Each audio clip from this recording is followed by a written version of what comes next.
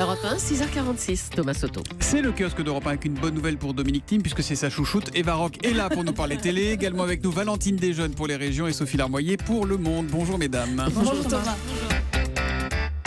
Ça parle beaucoup élections ce matin. Législative, le dernier acte du dégagisme, prédit déjà l'opinion. CNews Matin et La Croix sont en mode interrogatif, tout en laissant fort peu de place au suspense. Ça donne par exemple en une du quotidien catholique, quelle majorité pour Macron?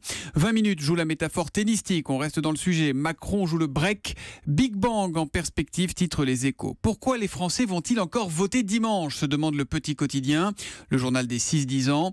On peut prendre la question au premier ou au second degré. L'humanité veut croire que tout n'est pas joué de son côté. Face à la régression En Marche, élisons des députés de combat. Aujourd'hui en France, a recueilli les confidences aigres-douces de Benoît Hamon. Vous l'aviez oublié un petit peu, hein, Benoît Hamon. Eh bien, il parle Benoît Hamon. Depuis le soir de la défaite, dit-il, il n'a reçu ni message d'amitié, ni nouvelles des principaux dirigeants du PS, pas même de François Hollande, de Jean-Christophe Cambadélis, qui est quand même premier secrétaire du parti, ou de Bernard Cazeneuve, l'ancien Premier ministre. Ils ont été aussi présents dans la défaite que dans la campagne, rigole-t-il. Et pan. Libération mène sa propre campagne ce matin avec cette une contre l'état d'urgence permanent. Emmanuel Macron va l'installer dans le droit commun. Non seulement il revient sur ses engagements, mais il met aussi à mal les libertés individuelles, s'insurge le quotidien. Emmanuel Macron, il en est aussi question en une du Figaro. Éducation, Macron corrige la copie de Hollande. Et puis il y a l'équipe qui titre tout près du but. Alors là, il y a plus rien à voir avec les élections. Il s'agit des Bleus. Une victoire contre la Suède ce soir et les Bleus pourront commencer à rêver sérieusement du prochain mondial en Russie. Valentine Desjeunes, dans la presse quotidienne régionale, il y a les législatives, bien sûr, presque partout, mais pas que. Mais comment est-ce possible? Une grue a été volée sur un chantier du quartier. Oui, vous avez bien entendu, une grue. Ça s'est passé dans un quartier, le quartier Rivière-Neuve à Calais. C'est la une de Nord Littoral. Et pas une petite grue, un engin de 18 tonnes qui a été dérobé dans la nuit de dimanche à lundi. Nouvelle illustration de plus c'est gros, plus ça passe. C'est ça. Est-ce le retour de la semaine de 4 jours? La Voix du Nord pose la question en une. Dans la région, les communes consultent. À Marc-en-Barœul, le maire a fait son choix. En fonction de la date du décret, la ville s'engage à tout mettre en œuvre pour la semaine des 4 jours dès septembre. La fine fleur d'Orléans à la Maison Blanche, c'est la une de la République du Centre, où le fabuleux destin de Suzanne Vigenen, fleuriste à Orléans, qui depuis 2012 travaille pour le président des États-Unis, d'abord Obama et désormais Trump. Malgré le changement à la tête de l'État, elle a décidé de poursuivre l'aventure. Mais elle est à la fois à Orléans et elle s'occupe des fleurs là-bas. Exactement, elle partage son temps entre Orléans et Washington. L'histoire du jour, Valentine, nous emmène à la gare de Rennes. On peut dire que c'est une initiative pour le moins étonnante à lire dans Ouest France. Après les bancs conçus pour éviter que les SDF ne s'allongent, voici la musique d'opéra en boucle. D'après l'agent de sécurité interrogé, la musique classique n'est pas gênante, voire même agréable pour les voyageurs de passage. En revanche, cela risque d'être très lassant pour ceux qui voudraient occuper les lieux. D'après ce qu'il dit, le parvis était quotidiennement squatté par les marginaux, ce qui posait apparemment des problèmes pour les clients. Une mesure qui n'est pas inédite, elle avait déjà été mise en place en Suisse et au Québec, où l'objectif était clairement affiché de déranger les gens qui voulaient y dormir. Mais un élu là-bas l'a reconnu. Cela n'a finalement fait que déplacer le problème. Ça, c'est du bon sens, évidemment. C'est donc à lire dans Ouest France ce matin. La presse internationale, évidemment, Sophie Larmoyer, vous avez, et elle a suivi de près cette nuit, la presse internationale, les premiers résultats des élections britanniques.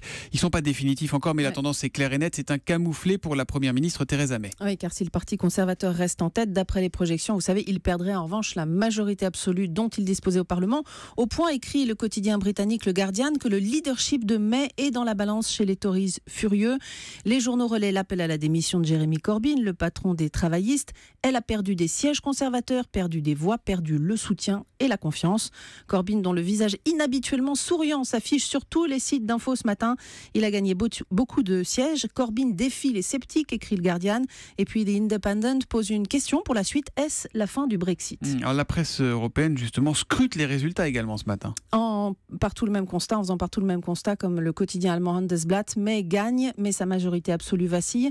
Theresa May a perdu son pari, écrit Le Soir, le quotidien belge.